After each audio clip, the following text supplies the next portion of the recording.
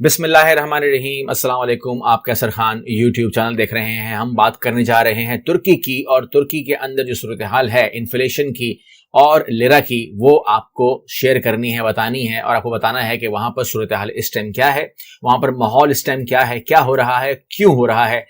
Lira का जो knows landing है वो क्यों हो रही है, इस नोज लैंडिंग से वहां पर सूरत हाल क्या है, आवाम के अंदर माहौल क्या है, और ये जो माहौल वहां बन गया है, जो बन रहा है, क्या ये मवाजना करता है किसी और मुल्क से। तो यहां पर मैं अफगानिस्तान का नाम भी नहीं लूंगा। वो भी एक फेज से गुजर रहा है, वो भी तकलीफ में है, वो भी एक चीज को सफर कर रहा है, मगर वहां पर हालात फिर भी चेंज हैं। तुर्की के साथ बिल्कुल भी ऐसा होना नहीं चाहिए था जो आज हम देख रहे हैं। यानी कि तुर्की बहुत ही अपने आप को अच्छी पोजीशन में रखे हुए था। हम इसको 2012 से अगर मैं फॉलो करूं, यानी कि आज से 9 साल पहले, तो ये अपनी बहुत अच्छी पोजीशन में था, और 2012 के अंदर इसके जो रिजर्व्स थे वो बहुत हाई थे और हाई होते जा रहे थे। अब फिर क्या इसको सोच आई वो बता रहा हूं, लेकिन आप मुझसे पूछ सकते हैं कि 2021 में सूरत हाल क्या है। 2021 के अंदर सूरत हाल ये है कि लिरा जो है वो नोज लैंडिंग पे आया हुआ है और सीधा जमीन के ऊपर 45%, 45% जो है वो गिर चुका है डॉलर के सामने। और ये बहुत बड़ा जो है ना एक सेटबैक है जो हो गया है। ये आप खबर देख रहे होंगे, अल जज़ीरा की कवर कर रहा है आप पूरी दुनिया इस बात को कि तुर्की जो है उसका लिरा जो है वो फॉल कर गया है। और फॉल भी कैसा किया है, आम फॉल नहीं है, इट्स अ फ्री फॉल। यानी कि 45% इन 1 ईयर। नवंबर की कहानी अपनी जगह छोड़ दीजिए, वो तो बिल्कुल ही तबाह हो गया, लेकिन हम बात कर रहे हैं लिरा की। अब लिरा जिसके पास था, जिसके बैंक अकाउंट्स में था, जिसके पास हाथ में था, जिसकी सैलरी कुछ थी, फॉर एग्जांपल जो भी थी, तो जो भी है वो तो है, लेकिन अब उसकी पावर आधी रह गई है विद इन 1 ईयर। और ये 1 ईयर कौन सा वाला है? ये वही है जो इस वबा से लड़ते हुए लोग सामने आगे आए। बचाने की कोशिश की गई, तुर्की ने अपना टूरिज्म नहीं बंद किया, वीजा बंद नहीं किया, लेकिन सूरत हाल तो पैदा हुई। अब इसके अंदर जिन फैक्टर्स ने काम किया है, वो फैक्टर्स जो है वो डिस्कस नहीं हो रहे, कोई डिस्कस नहीं कर रहा, इसलिए मैं उसको डिस्कस करना चाहता हूं ताकि आपके सामने पिक्चर आ जाए कि कोई मुल्क भी वो गलती ना करे जो गलती तुर्की ने की है मेरे हिसाब से। क्योंकि इसके अंदर मैं ये नहीं कहूंगा कि सल्तनत उस्मानिया का कोई जिक्र आएगा, 2023 से जिक्र आएगा या ऐसे कुछ आएगा। यहां पर कुछ गलतियां उनसे हुई हैं मेरे हिसाब से। उर्दुगान नहीं मानते, मगर मेरे हिसाब से गलतियां हैं, और ये कोई मुल्क की गलती ना करे, क्योंकि जो चीज जिस काम के लिए है वो उसी काम के लिए होनी चाहिए। एक आम उसूल ये है कि जो चीज जिस काम के लिए है वो उसको होना चाहिए। अगर वो वहां से आप हटाएंगे, उसको चेंज करेंगे, तो खराबी पैदा होगी। फॉरेन रिजर्व्स जो आपके सेंट्रल बैंक के पास होते हैं, वो चीज इस काम के लिए है कि फॉरेन रिजर्व आपके मुल्क के अंदर होना चाहिए, बहुत जरूरी होता है। किसी भी मुल्क के लिए फॉरेन रिजर्व की बहुत अहमियत होती है, बैकबोन होती है, जिसके ऊपर वो मुल्क पूरा का पूरा खड़ा हुआ होता है। यहां पर सूरत हाल ये पैदा हुई कि किसी ने इनको आइडिया दिया होगा गवर्नमेंट को कि आप जो है इस फॉरेन रिजर्व को लगा दीजिए। किसके ऊपर लगा दीजिए? 2012-2013 की बात कर रहा हूं।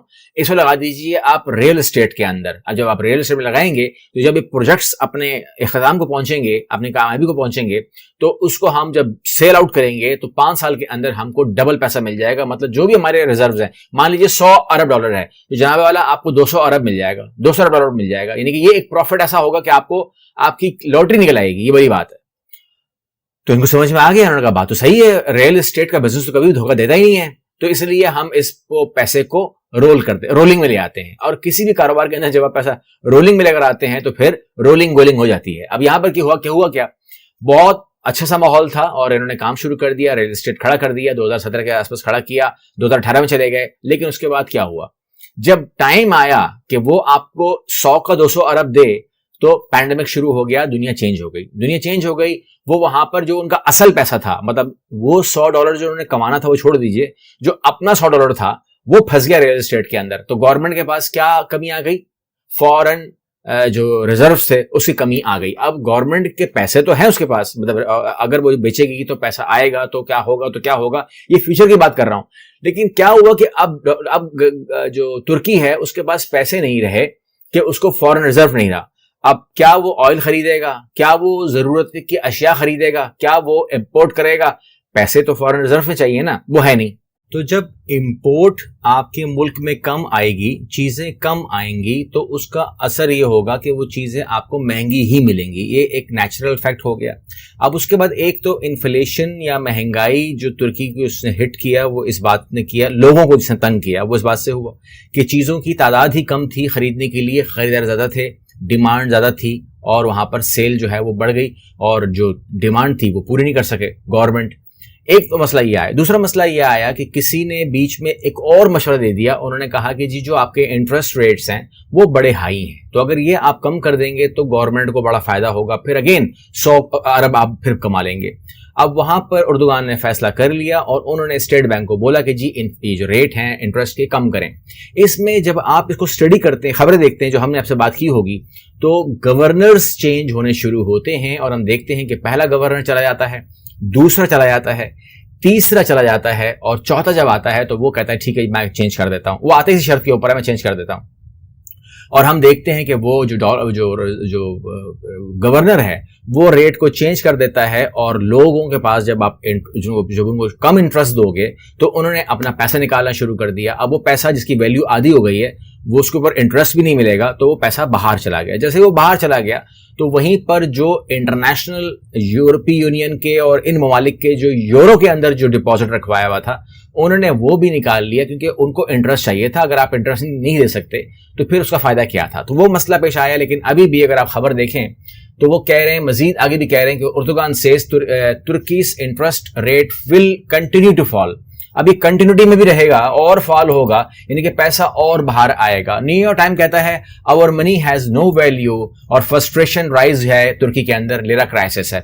अब जाहिर सी बात है इस बात को अगर न्यूयॉर्क टाइम कवर कर रहा है तो खुशी से कवर कर रहा है, लेकिन आपको एक बात समझने की जरूरत यहां पर जरूर है। वो ये है कि आप ये मुझसे पूछ सकते हैं कि 45% गिरने में रोका क्यों नहीं गया, रोक क्यों नहीं सकते। तो बात यह है आपने समझनी है एक चीज को कि किसी के हाथ में होता ही नहीं है। पाकिस्तान का रुपया हो या लिरा हो या कोई भी चीज हो, अगर वो इस चीज पे आ जाती है तो वहां पर उसने गिरना होता है, यानी कि एक सिस्टम बना हुआ है। अब मान लीजिए को मैं सिंपल से एग्जांपल देता हूं, अगर किसी के पास किसी स्टेट बैंक के पास 100 अरब डॉलर है या उसके बराबर मामलात हैं, जो कुछ भी आप समझते हैं इकोनॉमी को, तो उसके अगेंस्ट वहां पर उस मुल्क के अंदर उस टाइम $1 जो है वो 100 रुपए का है, मान लीजिए, ऐसा एग्जाम्पल दे रहा हूं।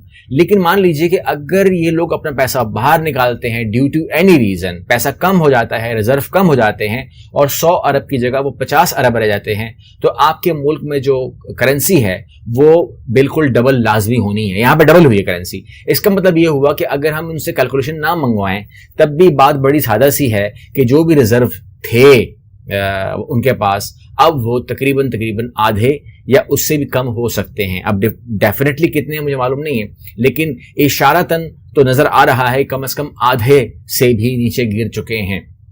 तो ये होता है कैलकुलेशन का हिसाब किताब जो एक तरीके से होता है, और बहुत सारे मुल्क जो है इसके अंदर कुछ ना कुछ हेरा फेरी भी करते हैं, मगर बहरहाल इतनी बड़ी हेरा फेरी नहीं कर सकते जो तुर्की को जरूरत थी। तो तुर्की का जो मामला है वो अवाम को लेकर परेशानी तो है, लेकिन इस टाइम अवाम खड़ी है और उर्दुगान के साथ, क्योंकि वो उर्दुगान के ऊपर शक नहीं कर रहे। उर्दुगान के ऊपर जो है उनको कोई डाउट नहीं है, उसकी ईमानदारी को वो मानते हैं, उसके साथ वो खड़े हैं। और इस तुर्की को बनाने वाला भी उर्दुगान ही है, खड़ा करने वाला, गैरत देने वाला और साथ चलने वाला। लेकिन क्या ये इस तरीके से, जिस तरीके से अब ये चल रहा है मामला, क्या इस तरीके से 2023 में दाखिल हो पाएंगे? और अगर होंगे तो किस शक्ल में दाखिल होंगे? एक मजबूत ताकतवर तुर्की जैसा कि चल रहा था 2012 से, या और वो अपनी जो मसले आए थे वो हल कर लेंगे, या फिर एक कमजोर तुर्की? या आपका जो भी इसके बारे में कमेंट्स हो आप कर सकते हैं। अगले वीडियो में मिलते हैं। अल्लाह हाफिज।